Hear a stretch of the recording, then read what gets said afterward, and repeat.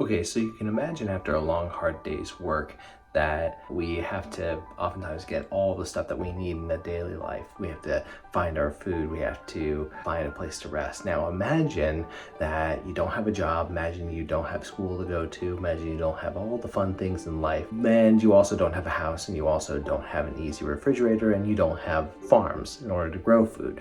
Well, try to imagine that, and then imagine that you have to, in order to get sufficient protein in your diet, you have to hunt and track down the food that you want to eat, and you have to actually kill the animal and then make sure that the animal is properly skinned and cured and that the meat is properly taken care of. I don't even think I'm using the right vocabulary, but you can imagine that it's probably something that we are not used to. Then imagine that you also have to rely on people who are gathering nuts and fruits and berries, and hopefully they were able to try enough of it that they didn't die and that you know that you can trust what they ate.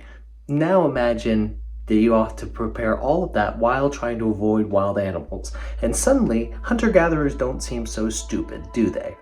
Hi, I'm Red Joy, and this is a quick review. Today, let's chat about hunter-gatherers. This is going to be the biggest jump of time that we're ever going to cover on my channel, unless I tap into massive historical eras before humans showed up, which I don't think is going to be best for the channel. The period of human hunter-gatherers spanned from about 2 million years ago until around 12,000 years ago. You know, really recently. Here we see our truly ancient ancestors using our first tools and managing to survive. Mostly. One has to remember that most of humanity would probably die of starvation, exposure, or getting killed by wild animals. Actually, I really can't think of any other way that people could die during this time period. Can you? Anyway, our ancestors at this time hunted and gathered because we all got to eat, and they had to hunt and to find their food amongst the forests nearby. The lifestyle of hunter-gatherers was nomadic, meaning that they moved in small groups or bands, typically consisting of a few dozen individuals connected by different family ties, and they moved in order to exploit different seasonal food sources.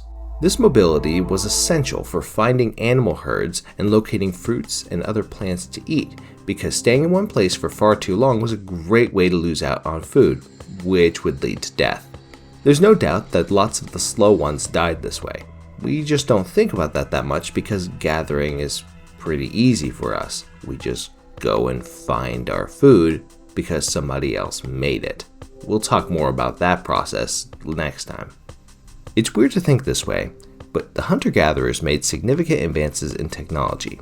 Obviously not space travel or flying cars, or even normal cars, or even the wheels that make the cars go.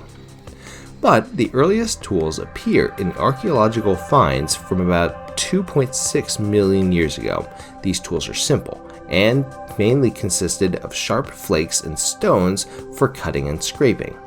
These tools will be used to, you guessed it, help out with the hunting and the gathering.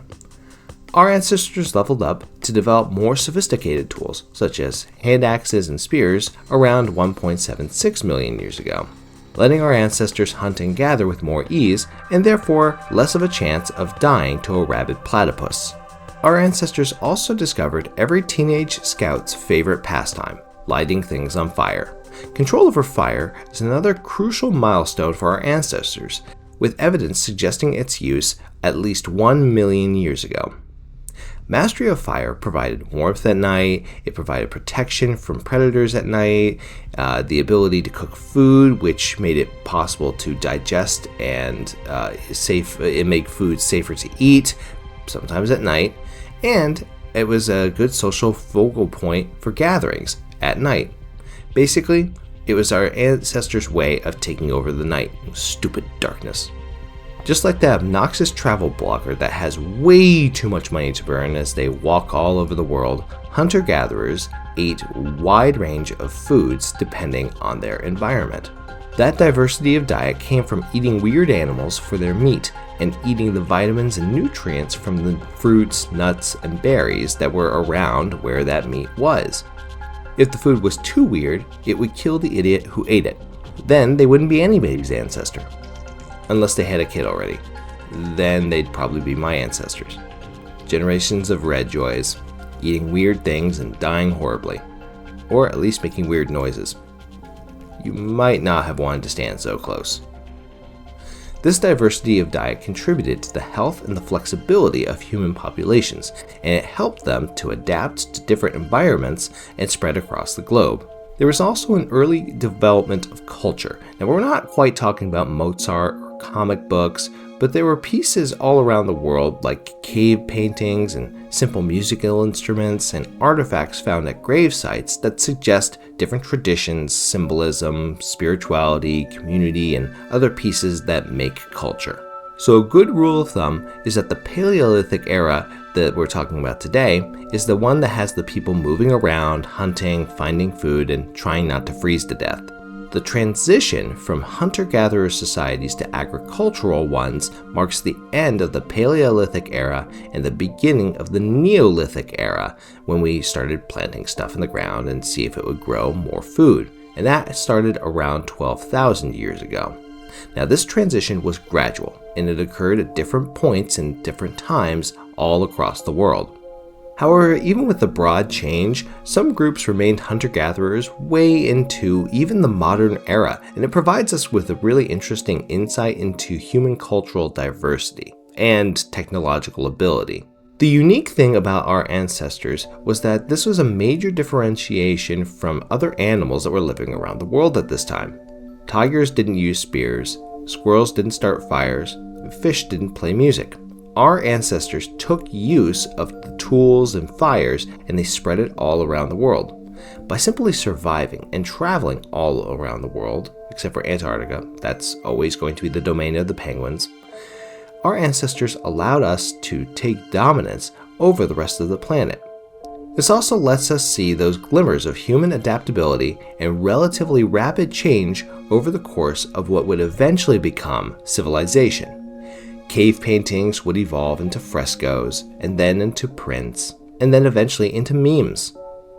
Fire would grant us the light to allow us to figure out electricity, and then the internet, and then let us post those memes all around the world. All of our modern day brilliance and stupidity started from the brilliance and stupidity of our ancestors, including those who ate too many weird things and died in a horrible but hilarious fashion. So, try not to eat too many weird things, okay?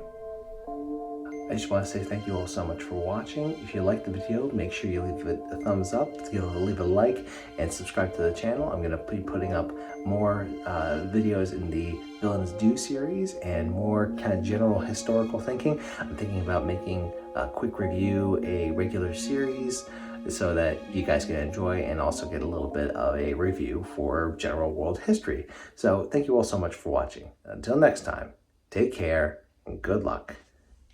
We're all counting on you.